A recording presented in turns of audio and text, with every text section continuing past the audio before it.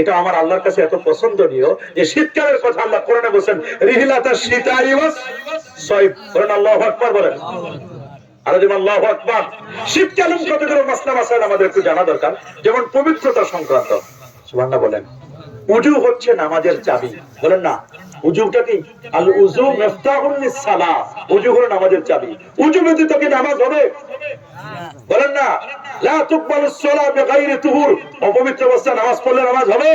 শীতকাল কারণে ঠান্ডার কারণে ভালো মতো ওযু করে না। অপরদিকে মৌসুম, শীতকালের মৌসুমে ত্বক শুষ্ক থাকে, ফলে সহজে শরীরের অঙ্গ প্রত্যঙ্গ গুলো ভালো করে ভিজে না।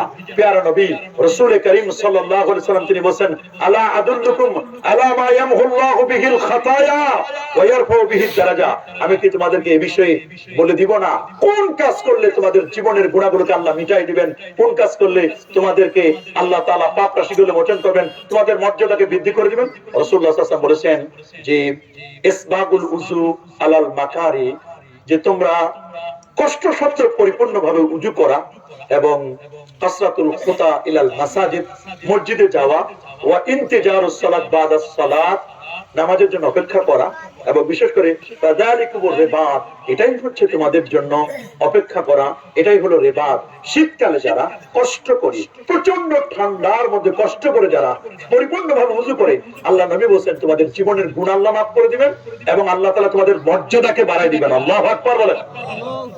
শীতকালীন ওযু, ইয়া বুনাইয়া, হযরত ওমর ইবনে খাত্তাব রাদিয়াল্লাহু তাআলা ইসলামের দ্বিতীয় খলিফা। সুবহানাল্লাহ বলেন। আর যেমন আল্লাহু আকবার।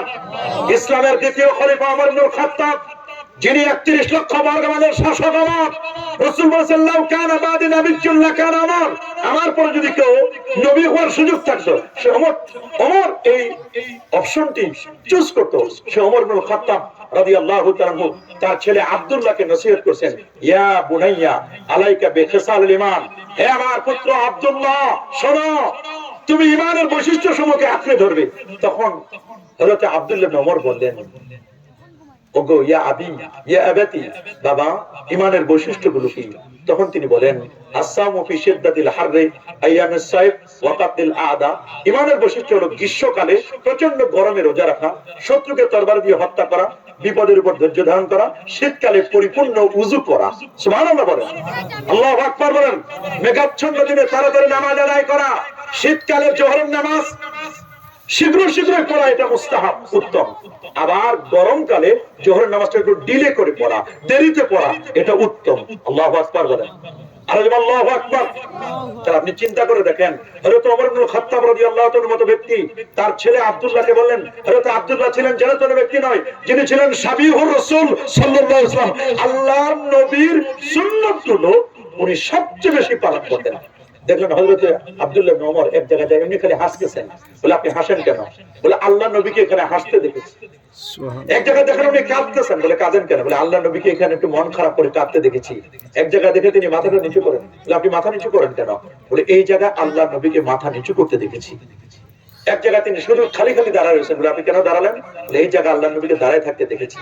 সুবহানাল্লাহ, আল্লাহু আকবার বলেন। তিনি বলেন যে শীতকালে তুমি পরিপূর্ণভাবে ওযু করো, এটা ঈমানের খাসলাত। অনেক সময় শীতকালে ওযু করে অঙ্গ প্রত্যঙ্গগুলো শুকায় না। কথা বলেন, ভিজায় না, শুকনা থাকে। এজন্য রাসূল বলেছেন ওয়াইলুল লিল আকাবি মিনান নার, যাদের অঙ্গগুলো ভালো মতো ভিজে না এদের জন্য ওয়াইল নামক দজক। এজন্য শীতকালে উযু করার সময় খুব গুরুত্ব দিয়ে উযু করতে হবে, খুব ভালো করে উযু করতে হবে।